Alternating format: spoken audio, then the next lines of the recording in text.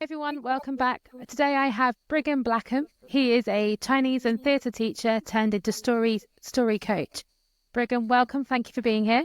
No, thank you so much, Philippa, for having me. I'm excited to have a great conversation with you. Me too. Absolutely. So first of all, from teaching to coaching, not a big step, but also is a big step. Tell me how that came around. Great question. So when I first was teaching, I had this idea that I wanted to improve the world, go and be a mover and shaker and help a ton of people. And I realized really quickly that outside of the walls of my classroom, I was not making much of an impact. And I realized, you know what? I actually want to do a little bit more with my life. I feel like I was put on this earth to go and help more people. So I kind of took a step away and I was like, well, where can I start creating my own economy? And I looked into short-term rentals and real estate investing, and it was an ideal investment. You know, you could create income. You had deductions, you have appreciation, equity, you've got leverage, all these different ways that you can make money in real estate. And I was like, well, I'm going to start there. I'm going to figure out how I can make some money there so I can have at least a foundation where I've got an engine to get my own finances in order. And then from there, I wanted to go and speak. I wanted to create opportunities for people to have breakthroughs without having to break down. I think that's one of the things that really drives me is I've had a lot of moments in my life where I felt like I'm meant for something and I have these experiences that I want to pass on. And I share them with my kids. I share them with people that I teach in my church. And I was like, man, I really feel like there's more to life than just staying small. And I wanted to be big. I wanted to share my message out loud and give people the encouragement, not necessarily coaching, saying you have to do this, but saying, I encourage you, we're going to do this alongside each other to be better and to give other people permission to live their life out loud and to say their dreams aloud. For me, being a speaker has been everything for that. Oh, I love that. And I love the energy you have when you say that. One of the interesting things about your journey, though, is you put the foundations in place first so that you can go and do the successful thing. So obviously, real estate, short-term lettings, it isn't necessarily sexy. It's not exciting, but you sort of gave you a foundation to do what you want to do. And I think that's a really important lesson people need to remember is there is a dream, but that dream has to have good foundations. And that's what you did. And you created that. And that's amazing. But now you have the platform to speak. What is the first thing you do when you interact with people? What is the first sort of step in their journey that you help them do? That's a great question. I think of it kind of like a GPS. When you're plugging in a destination where you want to go, if you don't have this key data point, the GPS will just say, I don't know where to take you. You have to know where you are to figure out, what do you want to do? Anytime a salesman will come up to you and say, hey, you need to buy my product. Here's all the benefits. Here's all the things, all this stuff. He's just trying to sell you something. But as soon as you say, well, what would you like to do with your life? What are you currently working on? What have you been reading? What have you been studying? Who have you been watching? And what is it about their journey that speaks to you? What are you wanting out of life? And as soon as you recognize where they want to go and where they are, then you can chart a path. But if you don't know where they are and you don't know where you want to go, it doesn't really matter. You don't need a coach because you're just anywhere is fine. It's like that Cheshire cat when Alice in Wonderland goes and says, oh, where do I go? He's like, well, where do you want to go? She's like, I don't know. Then it doesn't much matter. So find out where you are and then figure out where you want to go. That's literally how simple it is. And a coach, I like the way my friend Joan Robinson says this. I just had her on my podcast 2 weeks ago. She said a coach is drawing out of people their greatness, pulling from them what they already have inside. A trainer is someone that pours in. You give them knowledge, you give them experience, you build skills. And at times you get to be both. But you often, you just need to figure out what is it that they're trying to do and how do they need me to show up. And that's what I'm doing every single day as best I can to find people that want me to either draw out of them their greatness or to pour into them what I've experienced. Beautiful. And again, I think the distinction you made is really important with the training and the coaching. But also, what do you expect from the people who work with you? Because I know as a therapist, people turn up and go, fix me. And I'm like, I can't actually fix you. Like, you have to do that yourself. I can give you the tools. And I imagine you have similar kind of challenges. Absolutely. So I am not a counselor, right? There's a difference between consoling and equipping. A coach, what we do, what we focus on is how do I help you have the tool to do what you need to do. It's like putting that tool in your backpack. Oh, I could do this. But if the only tool you have is a hammer, every single problem looks like a nail. As soon as you have multiple tools, you have almost like a utility belt of opportunity. Anytime you have a specific problem or a challenge, you could say, hey, I have a tool for that problem. I can do that. I can take this challenge and I can do it. And if you don't have a tool for it, you go to your coach and say, here's the challenge I have.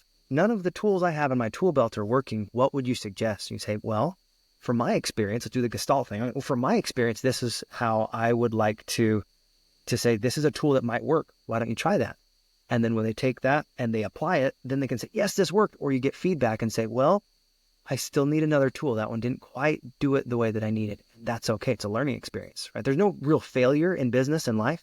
I actually like to think of it as just a faithful attempt in learning. That's what fail is. Nice. I think it's a beautiful way to think about it, because every single time that you try to do something and you actually completed the action, you get feedback, positive or negative. That's just a judgment. It's just feedback. It's data that you can say, I'm going to make a better choice next time, or I'm going to do a slightly different attempt at this next go around. And I was thinking about the way that Benjamin Franklin and all these different inventors, they go and they are tooling all these different inventions. You go through iterations and versions until you find the thing that works. You knew it was going to work. It's like a little child that's walking. They don't ever think, oh, I'm never going to get this. Walking just isn't for me. Like, no, it's absolutely going to work. I have a great story for you. Last week, I was teaching my daughter how to not use training wheels on her bike. So I was teaching her how to bike without the training wheels. And I don't know if you remember this, but it's a little bit dramatic. Emotional. Those first little bit. Yeah, like she's like freaking out and like, hey, loosen up a little bit, straighten out those arms. So you're going to be okay. Don't overcorrect, because then you fall. Keep your eyes ahead. And I think sometimes whenever we go through a new experience, we have that rigidity at times. And you have to have someone behind you kind of holding the seat or holding the front of the handlebars to say, I've got you. You can do this. You can encourage them. You say, keep your eyes on the prize, do the things you need to do, but keep pedaling. And eventually you start to get a little bit more balance, and you don't overcorrect when you make a slight mistake, and you build that confidence. It's like going through those 4 levels of learning. You start off completely not knowing what you don't know. Then you start to recognize, oh, I don't know how to do this. And then you work at it and you build the skills and you get equipped, you get the tools. And eventually you get to that, oh, I now know that I can do this, but I need a lot of effort. Then eventually you have that intuition that just comes out and you're like, I can do this. I've got this. That unconsciously competent. You can ride a bike without having to think about it. You just hop on and you pedal and you're good. So that was my experience last week. It's a wonderful experience. And actually, you just reminded me of a proverb, which I think is Chinese, which you might know the Chinese for, which is all things are difficult before they are easy. And I think that is everything in life. You know, the thought is it's always harder than the doing, isn't it? But with you as a coach or with whoever you're dealing with, it's about breaking it down or giving them holding the seat so it doesn't wobble too much as you go through it. But and making those incremental changes. There's another expression in Mandarin, 滴水穿石. It's the dripping water that penetrates the stone over time. And it's this idea that as you're persistent without ceasing in one specific spot, that's what penetrates all the way through. You think of the way that some martial artists will practice one movement thousands of times. You have that quote from Bruce Lee. He's like, I'm not afraid of a man who's practiced 1,000 kicks one time. I'm afraid of the man who's practiced one kick 10,000 times. Absolutely. That's a huge difference. And the amount of concentration and focus and precision that it takes to be disciplined enough to say, I'm going to do this not until I get it right, but until I can't get it wrong. That's what professionalism is. So there you go. No, I love that. There's actually a book I read last week by Colby Sharma, the son of Robin Sharma. And it's called The Curveball. And it's all based around baseball, which I know nothing about being British. But at first I was like, I don't get this. We need to fix that. You got to go watch some baseball. One day. But what I did love it, and I think it's reiterating what you said, was that the masters, the winners, the experts in their field, those heroes, they practice the same thing again and again. And you see it in all sports, like the Kobe Bryants, the Michael Jordans of the a bit more about basketball, not a whole lot. I guess some David Beckham in there, or some other David Beckham, footballers, right? absolutely. But and actually, there's a lot we can take from the top elite sportsmen that we can apply to business, because it is that repetition, breaking it down, the dedication to the craft. It's not just about turning up and getting paid lots of money. They have to, I mean, as much as some people may begrudge the amount of money in sports, these athletes are the top of their game because they work at it again and again and again. And that's what we have to do with whatever the path it is that we choose in life. It's taking those consistent little steps to get to the same place. So yeah, you're so right. Yeah, I think on your book you said 千里之行始足于下. The journey of 1,000 miles or 10,000 miles begins with the first step. That Lao Tzu quote. I think it's huge. If you don't have the journey of that 1,000 miles that you have in your head that you want to get there, the first step doesn't matter. You didn't take it. You have to take the first step and complete that step. And you take the next step and complete that step. You know, a lot of people, I think of this analogy when you're learning. Some people only take that first step. They're like, well, I'm going to take that first step again. I'm going to take that first step again. And then you take that first step again. And they just keep going in circles. You have to learn, and then you have to do something with what you learn. It's very different than just keep learning or just doing. You go in a circle in the other way. You have to learn, do, and then the other thing I learned as a teacher is you review it. Did that actually work? Did it go? Did it help me get closer to where I wanted to go or not? The difference of a hair is 10,000 miles, right? You have all these little micro course corrections that if you're willing to keep in focus and say, that's where I want to go. I don't care if I have to make 10,000 different adjustments. I will get there because I'm not going to stop adjusting. I'm not going to stop finding my way to where I want to go. So I hope that was helpful. Definitely. I'm enjoying the Mandarin dropout little bomb drops as well, so it's perfect. That's great. Yeah. With people when they come to you, and I find this myself, and I struggle with this, I think, is ego. Because the process that you and I have just talked about, you know, that incremental taking the steps in the right direction, it demands you to be where you are, look at where you are in life, and say, do you know what? Maybe I'm not the best at my game. Maybe I don't have all the answers. And I think as we're adults, it gets harder to do. And I loved with the story of your daughter. You know, she did the bike. She's, you know, with your help, she did it. But there was probably no ego about asking you for help because you're her dad. She trusts you anyway. But as adults, it can be really difficult for us to go to somebody and say, do you know what? I don't know how to do something.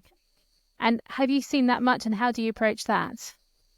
You know, when I think of ego, there's a little saying, it's edging God out. You know, it's being unwilling to allow help. But here's an analogy that you can use. You could absolutely use this with anybody that is wanting to learn anything. There's a difference between someone coming to you and saying, hey, I need help, and they have a closed fist. And someone says, I need help, and they have an open hand. If you have an open hand, you say, I am open to anything you have for me. You can accept help and you can give help. But if you have a closed fist, right, there's not much help that can happen, because even if you gave them great insight, gave them a great tool, you give the tool and it falls down. You throw that tool, it just hits the fist and falls down. There has to be a receptivity to the ideas, to the insights, to the equipment that you give people. Because it's one thing to have a tool, it's another to make sure that it's sharp and it's used. You know, I have a friend named George Bryant. He's been on my podcast multiple times. He talked about this. He's like, sometimes people get so stuck in this analysis paralysis. They're like, well, I've got a hammer, but you know what? I think there's a better hammer out there. I'm going to wait to hammer this nail until I find a better hammer. And then they go and research, like, oh, I did find a better hammer. This one has a claw and I can get this. Perfect. And then they see another friend that has another hammer. And instead of hammering the nail that this one and their previous one would be fine for, it's like, oh, I'm going to go look for that other one. I'm going to do more research. And they end up having 3 or 4 or 5 or 6 hammers, and they still have the problem. They didn't actually hit the nail into the board. So at some point we need to stop learning and start doing. And there needs both. It's not an and, it's not a if or, it's a I need to breathe in and out.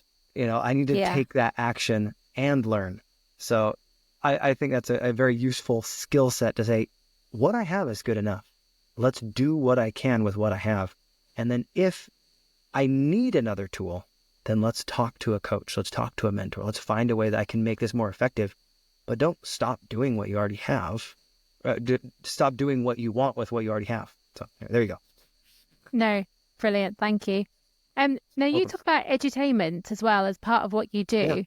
It's a bit more of a popular term, but can you describe to me what edutainment is from where you come from with it? Oh, absolutely. So I used to teach theater, and anytime that you are trying to instruct someone, there's something called an affective filter, right? This is the filter that everyone thinks about and either has that's really like pronounced or not. What actually goes from your mouth to their head. If it goes through that filter, they'll understand it. If it doesn't, it's like hitting a wall and there's a learning block. So when you are allowing people to feel like they're having fun while they're learning something, that filter gets wider and it's like those walls come down. If you're smiling, you're enjoying it, you're having fun while you're learning, you'll see how kids learn. They're playing and there's a playfulness to it. There's not a wall in saying, oh, I don't think I can do this. And they don't have those self-limiting beliefs that close that filter on them. They're open to learning. They're open to new experiences and to being playful. Now, in a coaching scenario or in a way that you have to communicate something very specific, you want to make sure that people are open to receive it. Because if they're closed, right, they have that filter and they have the walls up, they may not be willing to accept it, even if that information is exactly what they needed to hear. There has to be an openness. And this is a great sales tip, but you also have it with education. You ready for this? Is it okay if I share it? Okay, perfect. All right. Yes, please. Now, here's the key. If you want to do edutainment, is you have to gain their permission, their buy-in. They have to be willing to accept what you have for them and say, all right, I'll play your game. Or all right, I'll go with you. Let's hear what your thought is. As soon as you have their buy-in, they're willing to listen. That's when you can be playful with them. But if you start off just joking around, they might not take you seriously. And they'll start to have that wall go up kind of like a drawbridge. It's like, and the faster you find a way to connect with your audience and to let them know, hey, this is not for me. I already know this stuff. This is something that might help you. Is it okay if I share it with you? You get their buy-in, you get their permission. Then there is a little shift. It's almost like a little click that happens in their brain where they're like, oh, this information's okay. Hey guys, let's let the information in. I think we're okay. Put the drawbridge down. We're good. And finally, you can have that information be clear. It's that trust. Think about like my daughter learning how to ride a bicycle. If she did not trust me, there was a wall up there, she would still be stiff, thinking, I know what I'm doing. I can do this. I've been riding my bicycle with the training wheels for 2 or 3 years. I can do this. But as soon as you have someone you trust, like a mentor, a coach, a partner in business that you're like, you know what? I know you. I like you. I trust you. I'm willing to be vulnerable enough. I'm allowing you to potentially hurt me.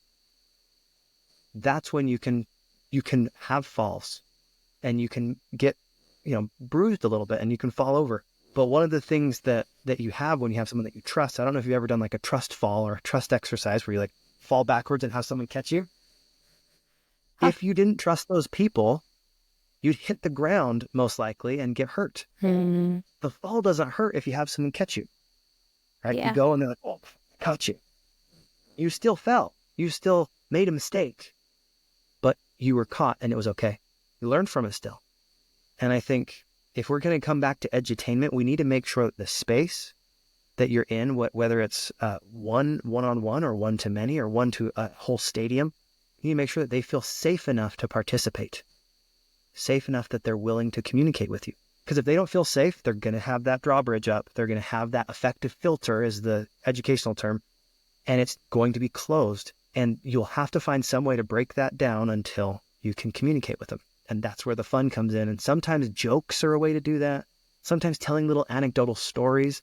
Like one I heard yesterday from Joseph B. Worthland. This is funny. I don't know if this is the thing you're thinking about. But he's like, I had my daughter.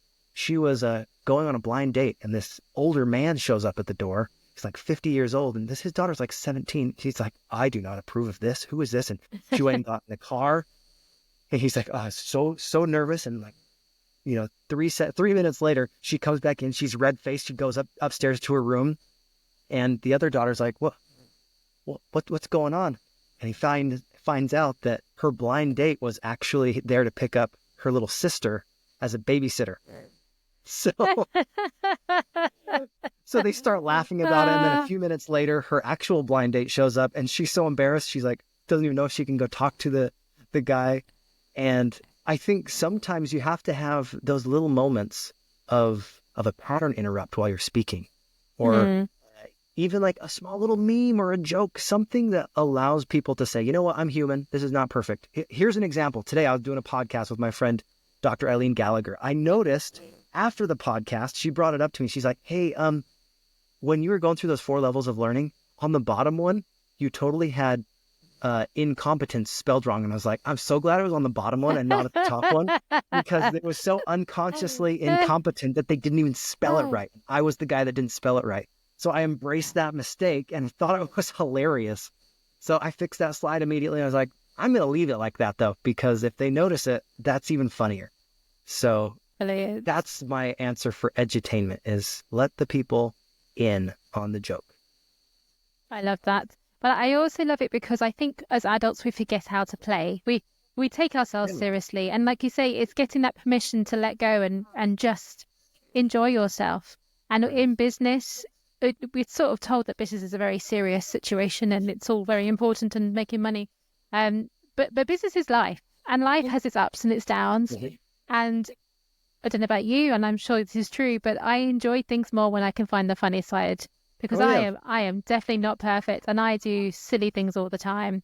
Like even the other day, I like walked into a window because it was one of those big clear glass ones, and I thought the door was open, and I was like, man, I'm 41, I cannot walk into doors. But I did, and it was really funny. You did, it was great. You're like, that Windex or whatever the cleaning product was spot on. Yeah, did a really good job. Like birds bouncing off the window. That brand, yeah.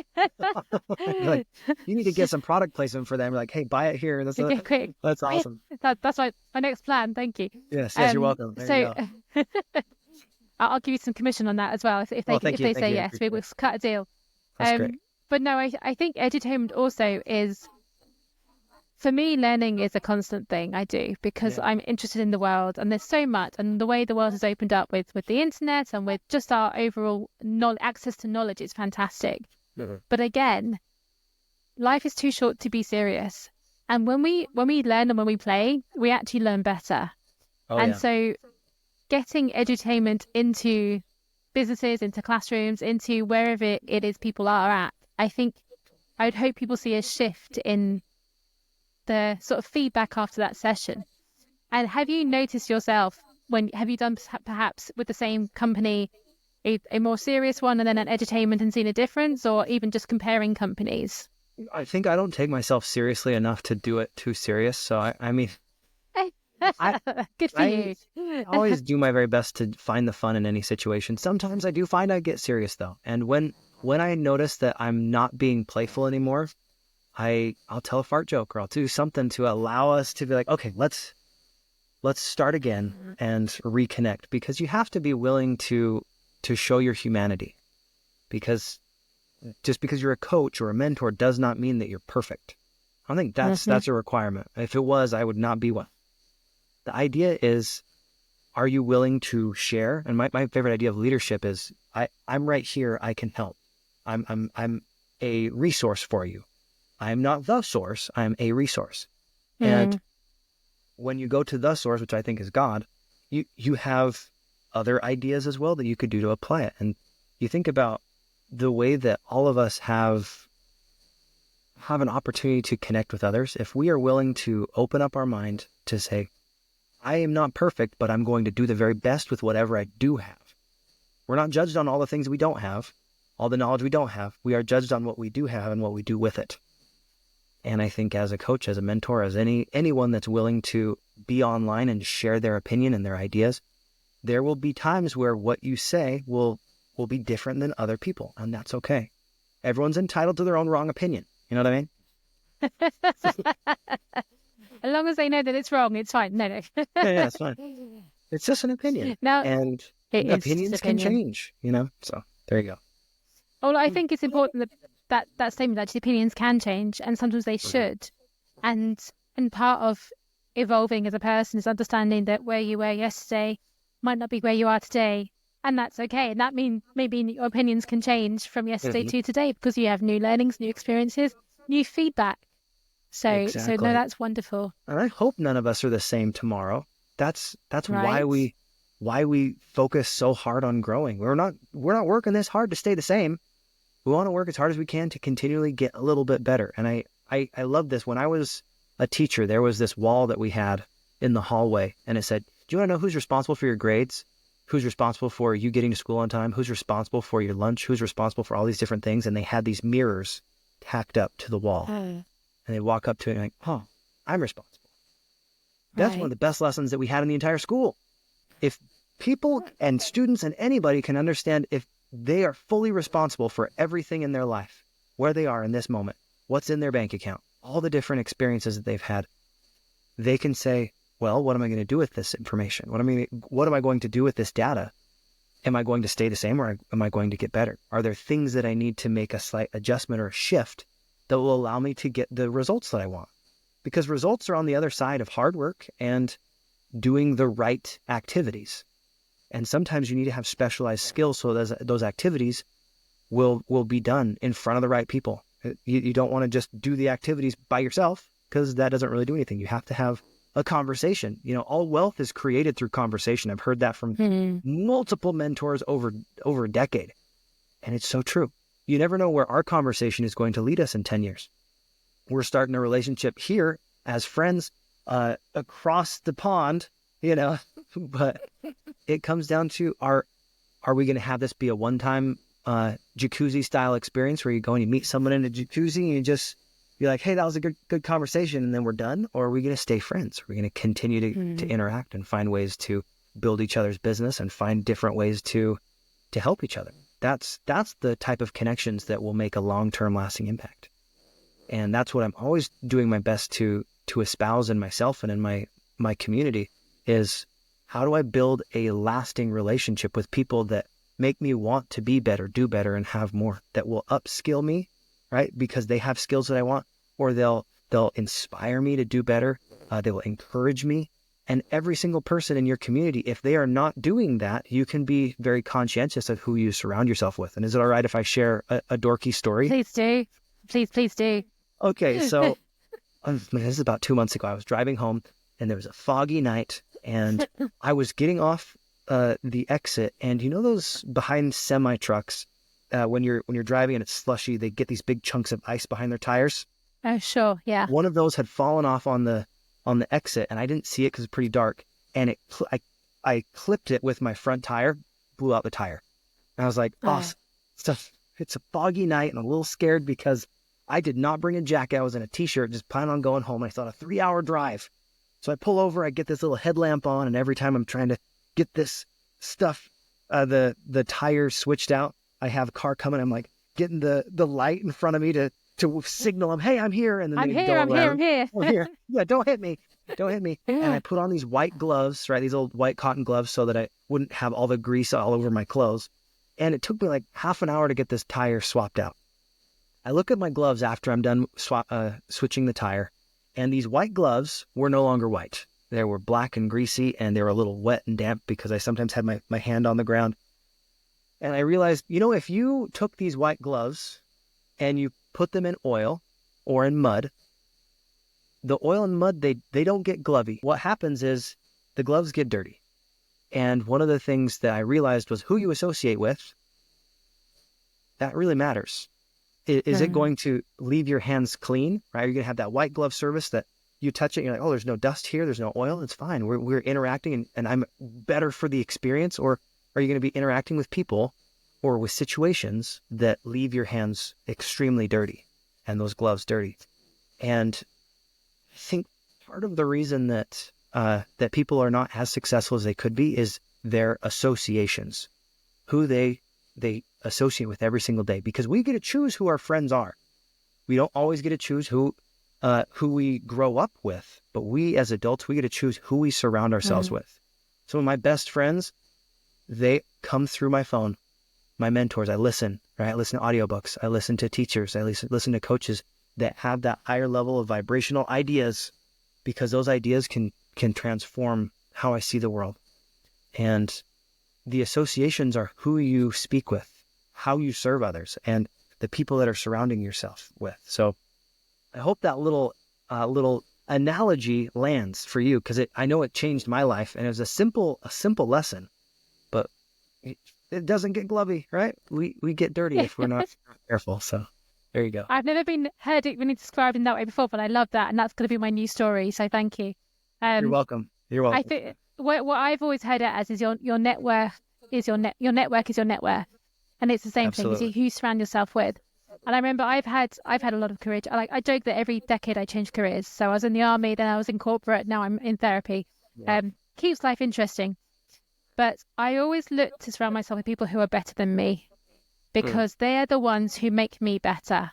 And no matter what it is, whether it's, doing sports, whether it's doing corporate work, it's about having people who are better, because I don't want to be complacent, and I don't want to leave the world as I arrived. That would be weird for starters. But I want to have given myself the chance to evolve. And that's something that I think that everyone needs to do. And the way you described it was lovely, though, because there are people who are radiators and people who are drains. And the radiators will give you their energy. They will inspire you. They will push you. But the drains will hold you back. There'll be those gloves that get covered. They will take the whiteness and turn it into black. Yeah. And it's really important to be aware in your life of who these people are, which ones uplift you and which ones bring you down. Not to say that you can't be friends. I mean, I never say don't cut off all your friends because they're not serving you, because they have served you and they are your friends. But if you want to move forward, it's to have a look at how you're spending your time, how often you are with those friends, and also how they react to you changing. Because some people don't want you to succeed because they are afraid of it in themselves, and it's easier for them to pull you down and say, oh no, you'll never succeed, or you shouldn't do that, or don't try or you'll fail, than to just watch you move forward without them. And that's the harsh realities of some people in the world. But others, like you say, will lift you up, will keep your gloves nice and white. And I feel like we're going to have an advert for Dad's White or something, cleaning products as well throughohout this there podcast. You go, use some bleach or something. That's good. Yeah. Get your windows clean, get your gloves clean, it's all good. So, but it's really important, as you say, it's who you spend time with and how you use your time. And your examples are great, because it doesn't have to, you can't always access these people directly, but you can now, thanks to podcasts, thanks to YouTube, thanks to social media. Just choose your time wisely. And you think about it, every single one of us in some respect can go and find a book or an audio that can inspire you. You don't necessarily have to have them in your exact proximity, but there is power in proximity. I did a podcast with, I think, 6 different people on this specific topic because I wanted all these different perspectives. Proximity is power. If you can get in the same room as someone that absolutely inspires you, there's a palpable energy there, and you can experience it in different ways. And there is an encouragement that comes when you're around those people that are willing to pour into you, those trainings that fill you up so much that you're like, I am overflowing. I need to share this with other people. I'm still overflowing. I need to find more people. You need bigger stages. And as you're willing to share, man, that knowledge doesn't go away. I love that about knowledge. As you share your experience and your wisdoms, you actually gain more valuable insight because you can hear how other people receive that knowledge. And you get to hear another Chinese expression because this is top of mind for me. 三人行必有我师焉. When you're walking with 2 other people, both of them can be your teacher. So whoever it is that surrounds you, you can learn from them. And whether you think about it or not, you are learning from them. Every single time someone responds or reacts to certain stimuli, there is going to be a little data point in your head that says, oh, that's how that person responded to stubbing his toe. I guess that's appropriate. Or if this is how this person responded to hitting their head on something, I guess that's appropriate.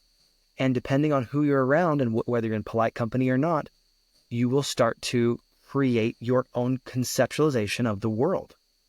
And if you are always dealing with, I hate to say lower class people, but people that are a little more lower energy. They lower energy, lower vibrational energy. And that does not have anything to do with your social economic situation. That can absolutely just mean your mindset.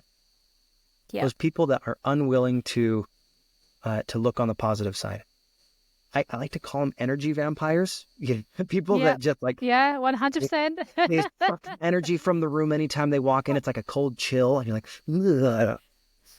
Be very careful with those people in your life, and guard your time, because we're only on this earth for a short time, and it's the only non-renewable resource that we really have, in my opinion. So be very Completely agree. conscientious of who you invest in, not just the books you read, but who you invest your time in. And sometimes I think of doing this little swap. What are the things that are going to give me the results that I want, not just help me stay the same? Because I remember it was about high school that I started changing what I was reading based on what I wanted rather than what other people told me I should be reading. And I started getting into John Maxwell and all these different leadership books because I loved learning and I loved leadership and I loved personal development and being able to expand my mind and improve my mindset and my skill set. And reading those books from people that have been there and done that, those practitioners, not just people that are psychological. They think they know what they're talking about. I feel like a lot of high school and college professors are like, well, this could work. You're like, wait a second, I want to talk with someone that actually did it and Has they done know it. it worked. Because there's a difference between belief and knowledge. And when you're talking from experience, saying, here's what I did, using that Gestalt principle again, here's my experience, here's how I grow a business past 6 figures, or here's all my experience. There's a difference in how you receive the information. If you receive the information as a hypothetical, you're like, well, that hypothetically could be helpful. But did you do it? You're like, I don't know, didn't really. But if they actually did it and they got this result, then you say, oh, that was a pattern that I can follow that may get similar results. And that's much more concrete and an easier thing to follow. That's why I espouse to go after the people that are practitioner instructors as my mentors rather than those that just talk. I want those that walk the walk, not just talk the talk. So I think that's really key. Yeah, go ahead. It's a really important distinction that you've pulled out. And again, it's lovely coming from someone who, again, you have been a teacher, you understand the value of teaching, but again, to make the changes, you have to have done it sometimes in something. So definitely with you on that one. One thing I love about you is your storytelling. And throughout this conversation, you litter it with an analogy. So I love it from a psychological point of view because the brain loves metaphor. The brain really absorbs it more, but also that's a big part of what you do is the storytelling and teaching people to tell their story. So how did that come around? Clearly you're a natural because you do it, or did you learn to do it? That's the question. I think that's a great question. So when I was in middle school, I discovered I love storytelling. I've never said this on a podcast. This is interesting. So for 3 years, I was bullied as a kid and I didn't go to public school. I went to a tiny little Christ-centered school. It was called CC School, Christ-centered school. We had 12 people in it. It was basically homeschooling with other kids that were getting teased and stuff. So we ended up having a great experience with a very niche little group. And we went and we did the history projects. That was our main project-based learning that we did for 3 years. And I poured all of my heart and soul into writing these little skits that we would go and perform. And I ended up winning state 1 year. And then we took second 2 different times. I went to the National History Fair. And while I was there, I realized, you know what? Not only am I willing to do the work to learn about these people, but I was able to do it in a creative way and tell their story and give honor to their story and elevate their story. And it lit my soul on fire as far as the excitement of being able to connect with people in a way that was not boring. You know, a lot of times you think of history fair, you're like, oh, it seems awful. It's reading books and reading books and that. I actually really enjoyed it because I'd watch movies and documentaries, and then I would take that information that I learned and say, how can I make this fit into the story that I want to share with my audience? And I would write a little 10 to 15 minute skit, and then we performed that skit. We put our costumes on and we made it something that was performative and allowed an audience to come and experience. And that was my first real experience recognizing that not only do I love doing it, which I think if you love something, you eventually will learn the skills. Like you will figure out, like, even though I loved it, I wasn't good at it in the beginning. I don't think anybody else, but I really enjoyed it and I had the passion behind it. And when you have that passion and you have the love in your experience, even if you didn't deliver it great, the audience can feel it. And they're like, he really cares about this. And this was really important to him. Now I'm going to listen a little bit more. And they lean in and they're like, I wonder why I said it that way. That's really cool. And you start to connect. And man, I was hooked. I started saying, well, how else do I make my career be able to have storytelling be laced in there? Because I love storytelling. So I started researching theater, and I was in tons and tons of plays all the time. I ended up getting my bachelor's degree from Brigham Young University in theater arts studies because I love stories. I love breaking apart stories and putting them back together, sometimes altering the way that they're put together so that I can connect with an audience and to empathize and to create an experience where people can feel that catharsis wash over them and be purged of their emotions and experience it with you, because it's different than just watching a movie. Right? There's still definitely an experience that you go on watching a movie, but when you're in the theater and you get to experience it with somebody, that collaboration of everyone on stage, all the lights, the costumes, that story comes through in such a real way that it's not the same as a movie. And I love it. So that's why I dedicated so much of my life to it. And as I was teaching, I was like, man, I wish I was in a place where I could do this all the time. But I realized I needed to have an engine to be able to consistently do this. And after I started getting into reading about speaking and learning about how people train and create an actual vehicle, a business that allows people to hear you speak and to create your own stories, I was like, wait a second.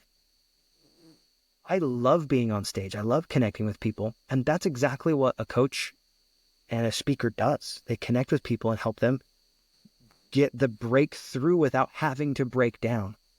And you can have those hypothetical situations in a story that we can learn from rather than have to go through it yourself. You don't have to pay the same price as someone that went through and got hurt in that experience. You can tell the story, experience the emotional hurt from the story, and then be instructed by it. You are equipped with that story. Now you can go and do something different.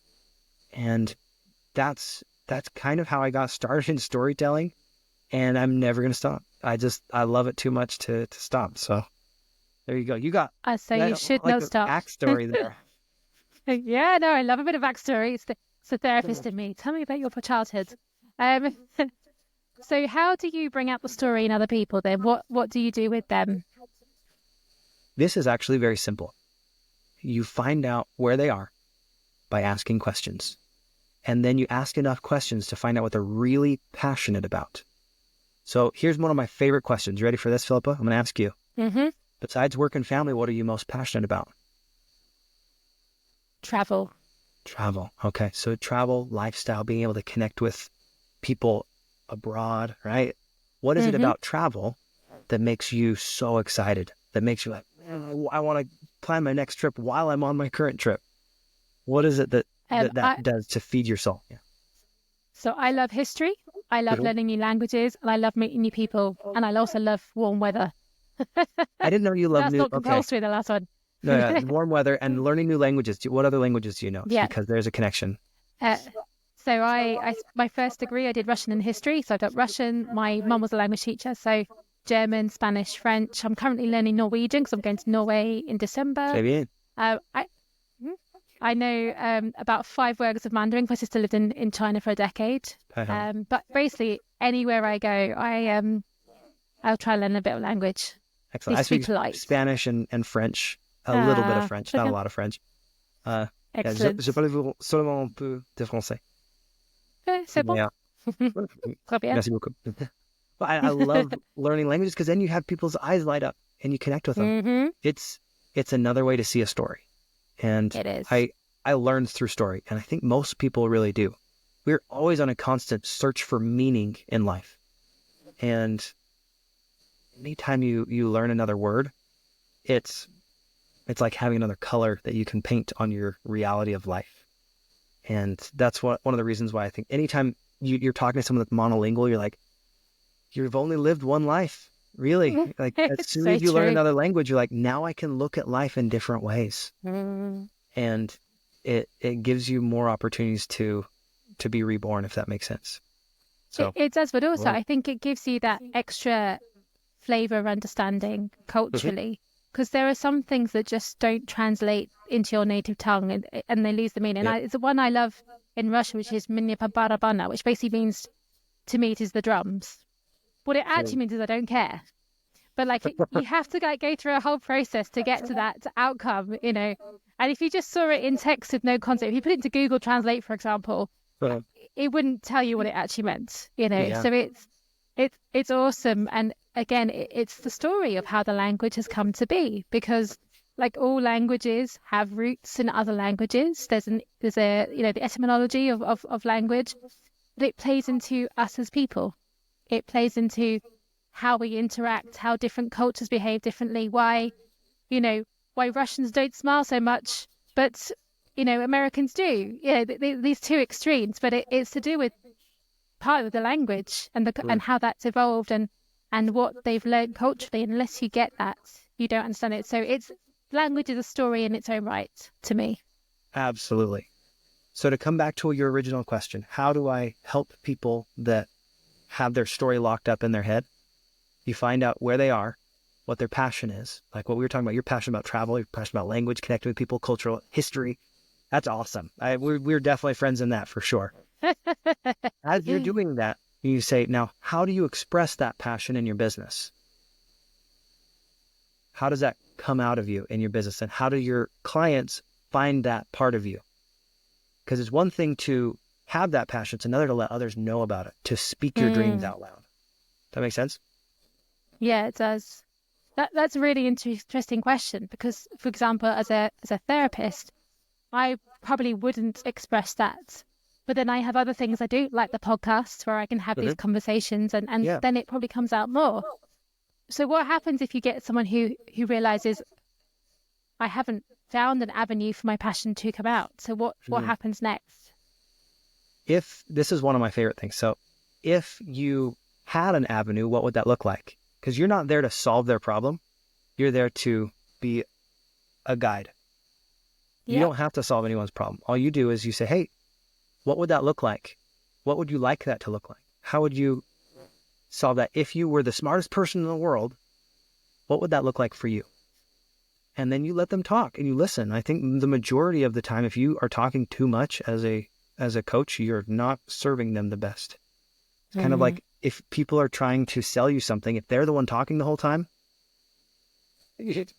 you are talking yourself out of a sale, you know. But as long as you're listening, it's kind of like a doctor. Like, okay, do you have these ailments? Yes or no? Yes. Okay. How does that feel? And then they keep digging. The more questions you have and the more context, the more inspiration you can gain. Because good inspiration is based on good information. You have to have those data points. So I hope that makes sense.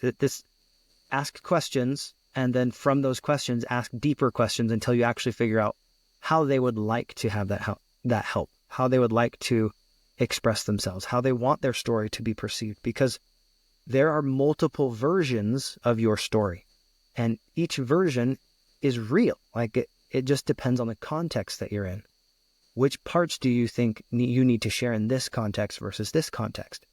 And depending on who you're with, what your audience needs, how they are wanting to connect with you, that will depend on whether you have a 1-minute version or a 20-minute version of your story that you need to share. And the detail is the thing that you'll swap out, whether if you need to do that accordion style talk, you know what I mean? Sometimes you need to be a little thinner on the detail and a little thicker on the context, so you can say, this is how I can help this person. And that's okay.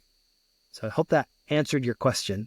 It did. Wonderful. Thank you. Right. If people want to find you, Brigham, how do they find you?